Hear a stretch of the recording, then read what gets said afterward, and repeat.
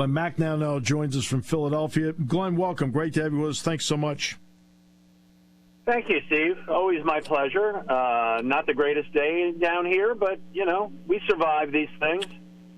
In the regular season and the playoffs, Andy Reid is 29-4 following an off week. They took a play in the Jacksonville-Philadelphia game where Trevor Lawrence hit Agnew for a touchdown. Yeah. And they used it over and over and over. What was it about the fact that Philadelphia could not catch on to the jet motion action and the reverse of it? Yeah. Well, that's a great question. And you know what? You get beat by that play in Jacksonville by Trevor Lawrence, that's fine. You get beat once in the Super Bowl by Andy Reid and Patrick Mahomes on that play, and that's fine. But yes, after that you adjust and you say, oh, we see what they're doing because they did this 10 minutes ago, and the Eagles defense, coached by soon-to-be employed elsewhere, Jonathan Gannon, did not adjust. I would love to give you a better answer for that. Jonathan Gannon did not take questions after the Super Bowl. It did not come up with Nick Sirianni, the defensive coordinator, I think, because he's getting another job. And to my mind, may have been distracted over the last week with interviews. We can get into that if you want. But they lost the game for many reasons. The pass rush was non-existent yesterday. I can blame a late call by a referee, but that's only a small part of it. But the biggest part is they never adjusted once Andy Reid and Patrick Mahomes figured out what was going to work. In fact, I agree with everything you said. And the interesting part about the call, that's the same play, and they got caught again. That's why whatever tug of the jersey happened, they got caught again. I mean, it was the same play. Yeah, I would say the word tug is an overstatement on that.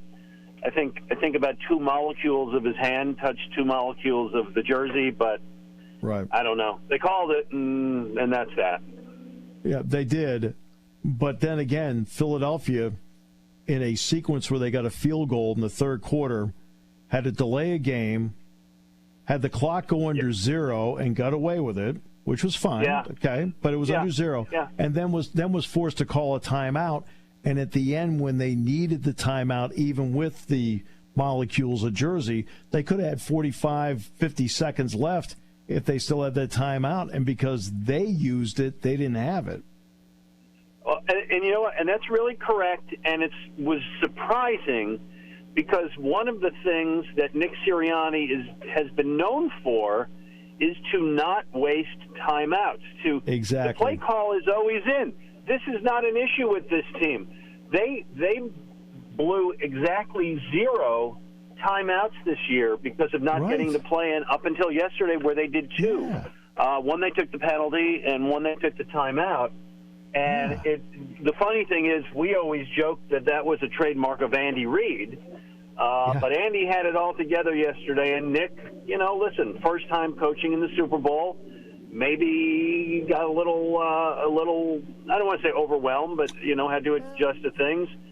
Maybe put it on offensive coordinator Shane Steichen, who, by the way, he also is going to be leaving in the next few days for a job. Yep. He's going to Indy. But, that you're exactly right. That ended up biting him in the rear end, as it often does. You don't want to lose those timeouts, and that was an important thing. Because I will say in Nick Sirianni's defense, the first half and into the third quarter, they were the usual efficient machine of calling exactly what you talked about. And then for some odd reason in that sequence of plays, they got this. They got discombobulated for some reason. I don't know why either. I mean, because to that point, they'd done everything Philadelphia always does: crisply getting the play in the formation, right personnel. Usually 4 to 6 seconds on the clock when they snap it, and then they didn't. Jalen Hurts was brilliant yesterday. I know there's the one drop that happens, but Glenn, I think he showed the whole country how great he is yesterday. Listen, that was great, and in in Philadelphia, we have seen him draw criticism from outside. You know, he just can run. He's not a good passer. He's overrated, so on. How did he finish second in the MVP? But we really saw the rise of a star this year in town, and to see him play that well on the big stage was just gave us a lot of hope for the future. The kid had a great year. He finished it with a great Super Bowl, and I think Philadelphia set a quarterback for a lot of years. Yeah, they sure are. He is terrific. It was assumed going into some assumptions got blown up in this game. One was that Philadelphia would dominate the line of scrimmage. Oof. And I mean, a lot of Jalen's incompletions were flushed out, rolled left, get rid of it. Okay, I mean, he didn't have a lot of incompletions, but they got good pressure on him, and they couldn't run the ball except for Hurts. Yeah. True. Miles Sanders couldn't get anything going. Kenny Gainwell a little bit, but not really. I think Boston Scott had one nice run where he just ran under people. Yeah. But switching to the other side, we had thought, and I've been told by people smarter than I, that the weakness of the Kansas City Chiefs was going to be their offensive tackles, and that the Eagles pass rush that had 70 sacks in the regular season and another 8 or 9 in the 2 playoff games was going to really make it hard for a quarterback who would be limited by a sprained ankle. Well, they got to him once, right toward the end of the first half. They didn't sack him, but they knocked him down, and you saw him in pain. And I'll be honest with you, I thought, boy, game over right here. Clearly not. And Orlando Brown, who we thought was going to be where they were going to get through, the Kansas City Chiefs offensive line has to feel very vindicated right now. They should be celebrating. Well, you know what? They did a great job with jet sweep motion. There was a play that they ran from midfield where they brought Tony in motion on a jet sweep. McKinnon was in the backfield. They faked it to Tony on the jet sweep, and McKinnon came up and doubled with the tackle. I think it was Wiley on the right side on Reddick, and they got a 25-yard completion to Kelsey downfield. I mean, they did stuff like that all day where I don't think Philadelphia knew where it was coming from. No, listen, it was Andy Reid, future Hall of Fame coach when he retires, giving a little bit of a lesson to the Eagles' young coach, young coordinators, young staff. And all I can do is applaud Andy for it. You said at the start of the interview that when Andy has his bye week, he always wins. That was something that we got to see here. One of the things that we had kind of hoped on is when Andy was playing teams coming off of a bye week, he didn't do so well. Well, that didn't matter yesterday. Yeah, and they got the job done. Now it's an off season. It's interesting in a lot of ways. Kansas City, because of so many young players on the team, doesn't have a lot of turnover. Philadelphia may have some. Now, in looking ahead to 23, the quarterback is set, and he's going to be great for years. He's going to be great for a decade there. What about the rest of it? Well, so this is the part. The quarterback is set, but the quarterback has not been paid. The quarterback is on a rookie contract. That's right. Got a year to go, but they're not going to wait. Jeff Lurie is not the type to let it go and then franchise him and so on. They're going to want to pay him. They're brilliant under the cap. Howie Roseman always has a way to figure it out.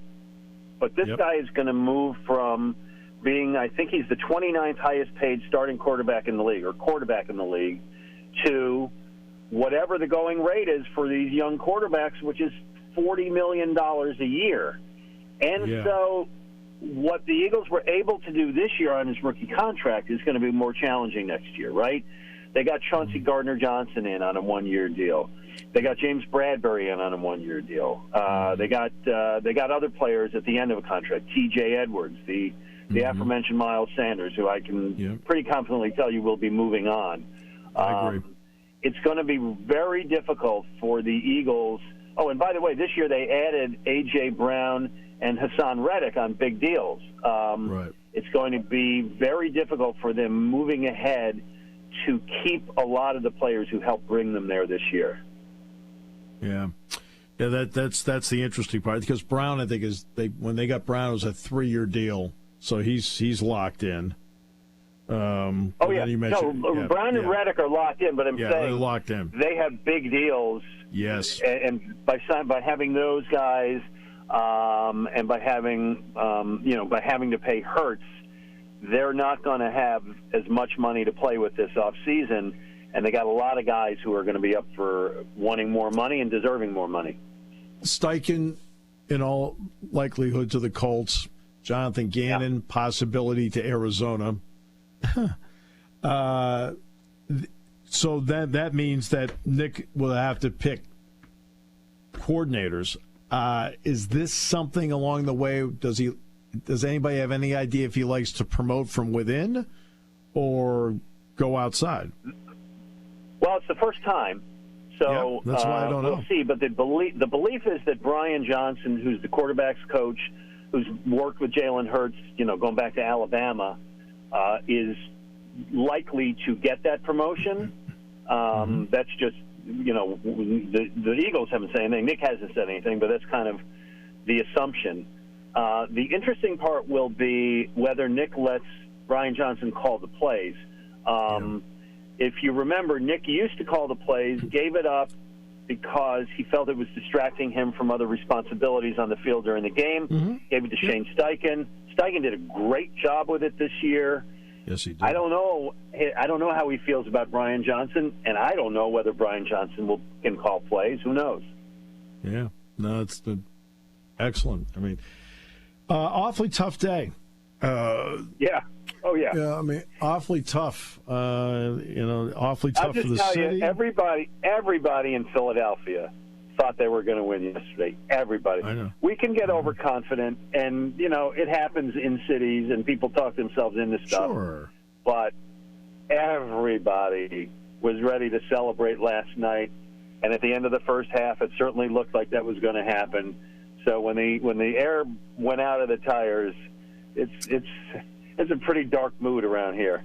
When did you start to get the feeling of, this isn't right? Right when Kansas City came out in the third quarter and scored and went 75 yards. Yeah. Yeah, because the Eagles showed so little resistance and ability to stop them. And first of all, Mahomes was far more mobile than I expected he was going to be at the end of that first half. I mean, I thought we might see Chad Henne there, and obviously Mahomes. And then Mahomes rips off that 30-yard run, whatever that was, that thing. Yeah. Jeez. Yeah. So once Mahomes looked really good and Andy Reid looked like he figured it out, I was really, by the middle of the third quarter, I'm looking at the clock thinking, all right, if the Eagles can just run this out for the next 20 minutes, we'll be okay. And as you know, you can't run out of clock for 20 minutes. I'll tell you when I thought it wasn't quite right was when the Eagles kicked the field goal. This was a game of touchdowns. This is a game of touchdowns, not field goals. Yeah. This particular game was a game of touchdowns, not field goals. I think the over/under was 51.5, and I thought there's no way that's going under. And obviously it was way over, and it was you had to score touchdowns. Yep. My friend, thank you so much for your time. Really appreciate it. Steve, it's always my pleasure, and whenever you're ready to talk again, I look forward to it. Same here, Glenn. Thank you so much. All right. Be well.